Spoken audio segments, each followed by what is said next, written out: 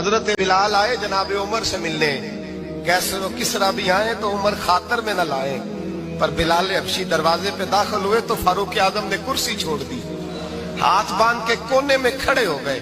کالا رنگ ہے، نام بھی لکھنا نہیں جانتے۔ لوگ کہنے لگے عمر کون آ رہا ہے جس کے لیے تیرا اتنا استقبال ہے؟ حضرت عمر کہنے لگے چپ کر جاؤ، اس کی بات نہ کرنا، اسے آنے دو۔ حضرت سیدنا بلال آئے، کہنے لگے امیر المومنین کیا کر رہے ہو؟ فرمایا نہیں چپ کر یار، بازو پکڑا، اپنی کرسی پہ بٹھایا۔ حضرت بلال کہنے لگے حضور میں غلام ہوں، مجھے تو طریقے بھی نہیں آتے ان کرسیوں پہ بیٹھنے کے، میں تو غریب ماں کا بیٹا، غلام باپ کی اولاد، یہ آپ کیا کر رہے ہیں؟ حضرت عمر کہنے لگے بلال تھا تو غلام ہی، پر جب سے مصطفیٰ کا غلام بنا ہے تو ہمارا امام بن گیا ہے، اب تو امام ہے رسول اللہ کی امت کا۔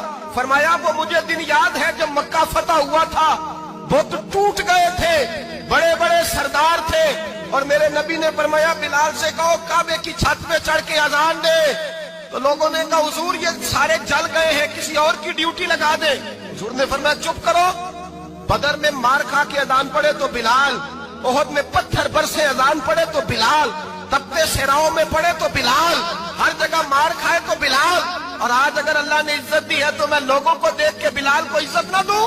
فرمایا کوئی اوپر نہیں چڑھے گا، ابو بکر بھی نیچے، عمر بھی نیچے، عثمان و علی، طلحہ اور زبیر بھی نیچے۔